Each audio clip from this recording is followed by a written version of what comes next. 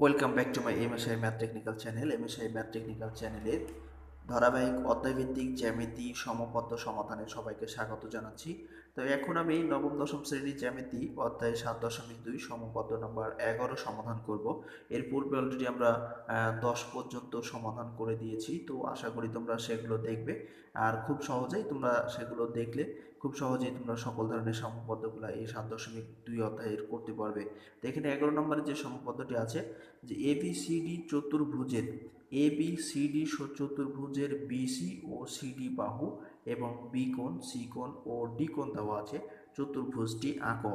তিনটি কোণ দেওয়া আছে এবং দুটি বাহু দেওয়া আছে, বিসি এবং সিডি বাহু দেওয়া আছে। তো এইটা থেকে আমাদের চতুর্ভুজ অঙ্কন করতে হবে। তো সময়ের সাপেক্ষে আমরা বিশেষ নির্বাচনটা লিখেছি। মনে করি এবিসিডি চতুর্ভুজের বিসি ও সিডি বাহু, বিসি এবং সিডি বাহু ও বি কোণ, সি কোণ ও ডি কোণ দেওয়া আছে। চতুর্ভুজটি আঁকতে হবে। তো এখন আমরা এই প্রশ্নের আলোকে কি করব, আমরা এই দুটি বাহু এবং তিনটি কোণ অঙ্কন করে নেব। দেখো এখানে নির্দিষ্ট কোনো পরিমাণ দেওয়া নাই, তাই আমরা ইচ্ছে মতো এই তিনটি কোণ এবং দুটি বাহু নিতে পারবো। তো এখানে আমরা এই কথার আলোকে আমরা দুটি বাহু নিয়েছি, বিসি সমান এটা একটা নিয়েছি এবং সিডি একটা বাহু নিয়েছি, বি কোণ, সি কোণ আর ডি কোণ। যেহেতু তিনটি কোণ তাই তিন ধরনের কোণ নিয়েছি। এখানে তিনটি কোণ যেন একই না হয়ে যায়, সেই জন্য আমরা তিনটি কোণ নিয়েছি। তো এখানে দুটি বাহু এবং তিনটি কোণ নিয়েছি। এখন আমরা কি করব, চতুর্ভুজটি আমরা খুব সহজেই অঙ্কন করব। দেখো তোমরা খুব সহজে আমরা এই চতুর্ভুজটি অঙ্কন করতে পারি। তো এখন আমরা এই চতুর্ভুজটি অঙ্কন করব। তো যে কোনো একটা আমরা কি করব, যে কোনো একটা রাশি নেব আমরা। তো এখানে আমরা যে কোনো একটা এই রাশি নিলাম, যে কোনো একটা রাশি নিলাম। এটার আমরা নাম দিয়ে দিব যে কোনো একটা রাশি, যে কোনো একটা রাশির নাম দিব বি এবং ই। তো আমরা এখানে নাম দিয়ে দিলাম বি এবং ই। এবার বিই রেখাংশ থেকে আমরা বিসি বাহুর সমান করে বিসি অংশ কেটে নেব। তো আমরা এখানে এই বিসি বাহুর সমান করে এইভাবে আমরা এই বিসি বাহুর সমান করে কি করব, বি থেকে বিসি বাহুর সমান করে বিসি রেখাংশ কেটে নেব। তো আমরা এখানে বিসি এর সমান করে কি করলাম, বিসি রেখাংশ কেটে নিচ্ছি। তো এইটা হলো সি বিন্দু। তো এবার বিসি রেখাংশের বি বিন্দুতে বি কোণের সমান করে সিবিএফ কোণ অঙ্কন করব। তো এখানে দেখো আমরা এখানে এই কোণটার সমান করে নিচ্ছি। তো এখানে খুব সূক্ষ্ম মাপে এগুলো নিতে হবে, যেহেতু এগুলো সমপদ্মের মধ্যে পড়ে, এই জন্য এগুলো খুব সুন্দর করে নিতে হবে। তো আমরা এখানে কি করলাম, এই ব্যাসার্ধটা নিয়ে আমরা এরকম করে একটা বৃত্তচাপ অঙ্কন করব। তো এইভাবে অঙ্কন করার পরে আবার কি করতে হবে, আবার ব্যাস নিতে হবে, নাহলে কোণটা কিন্তু সমান হবে না। তো সেই জন্য আমরা এখানে কি করছি, আবার একটা ব্যাস নিচ্ছি। তো এইভাবে প্রত্যেকটা কোণই কিন্তু এইভাবে অঙ্কন করতে হবে। আগে দৈর্ঘ্য নিতে হবে, তারপরে ব্যাস নিতে হবে। ব্যাস নেওয়ার পরে কিন্তু এগুলো অঙ্কন করতে হয়। এরপরে আমরা এটাকে ব্যাস নিচ্ছি এই পর্যন্ত। এখন আমরা কি করব, স্কেল বসিয়ে সোজা আমরা টান দেব, যে তাহলে আমাদের এখানে বি কোণটি অঙ্কন হয়ে যাবে। তো আমরা এখানে সোজা স্কেল বসালাম। এখন আমরা কি করব, সোজা টান দেব। তো এই হলো আমাদের সিবিএফ কোণ। এটার আমরা নাম দিয়ে দিলাম এফ। এটা আমরা এফ কোণ ধরে নিলাম যে এটা এফ। তো এখানে আমরা যে কোনো রেখাংশ বিই নিলাম, বি থেকে বিসি বাহুর সমান করে বিসি রেখাংশ কেটে নিলাম। বিসি রেখাংশের বি বিন্দুতে বি কোণের সমান করে সিবিএফ কোণ আঁকলাম। এবার সি বিন্দুতে সি কোণের সমান করে বিসি জি কোণ আঁকবো। তাহলে আবার এখানে আমরা এখন এই সি কোণের সমান করে কোণটা নেব। খুব সহজ এবং সহজ, মনোযোগ সহকারে দেখলে তোমরা এগুলো সুন্দরভাবে অঙ্কন করতে পারবে। আশা করি তোমরা এগুলো তোমাদের সমস্যা হবে না। তোমরা যারা নবম-দশম শ্রেণীর ছাত্রছাত্রী আছো বা অন্য ক্লাসের যারা আছো, তাদের জন্য এগুলো খুব সুবিধা হবে বা কাজে দেবে।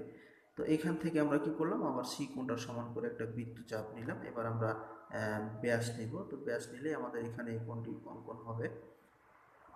তো এখানে আমরা ব্যাস নিচ্ছি, খুব সুন্দর করে সূক্ষ্ম মাপে নিতে হবে।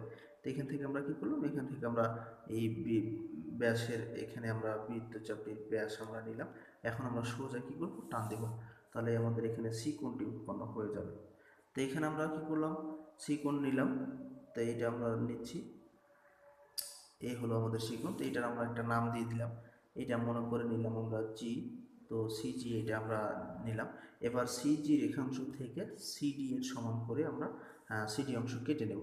তো এখানে আমরা খুব মনোযোগ সহকারে তোমাদের দেখতে হবে। আগেই বলছি যে বারবার করে বলছি, কারণ এখানে মনোযোগ সহকারে না দেখলে তোমরা বিষয়টি ক্লিয়ার হতে পারবে না। তো এখন আমরা সিডি এর সমান করে এখান থেকে এই রেখাটি কাটবো। এই হলো সিডি। এখান থেকে আমরা নিলাম সিজি থেকে আমরা কি করব, সিডি সমান করে সিডি অংশ কেটে নেব। তো এখানে আমরা এই সিডি অংশ কেটে নিলাম, এইচডি অংশ কেটে নিলাম। সিডি রেখা ডি বিন্দুতে ডি কোণের সমান করে আমরা এবার আরেকটি কোণ অঙ্কন করব। দেখেন আমাদের যেহেতু ডি কোণ আছে, তো আমরা ডি কোণের সমান ব্যাসার্ধ নিয়ে আরেকটি কোণ অঙ্কন করব। দেখো, তো এখানে ডি কোণের সমান নিলাম। ডি কোণের সমান করে নেওয়ার পরে আমরা এখান থেকে এই কোণটি অঙ্কন করব। এই হলো আমাদের এরকম করে একটা বৃত্তচাপ আমরা নেব। নেওয়ার পরে আবার কি করব, আমরা এখান থেকে আবার ব্যাসটা নেব, তাহলে আমাদের কোণটি অঙ্কন হয়ে যাবে। এখানে আমরা এই সমান করে নিলাম। এখন আমরা এখান থেকে কি করব, এটা বৃত্তচাপটা এইভাবে আমরা নিব। নেওয়ার পরে আমরা এখন এই ছেদ বিন্দু বরাবর আমরা সোজা স্কেল দিয়ে টান দেব, তাহলে আমাদের এখানে কি হবে, এই কোণটি অঙ্কন হয়ে যাবে। তো এখন আমরা এটাকে কি করব, সোজা টান দেব। তো এই টান দিলাম।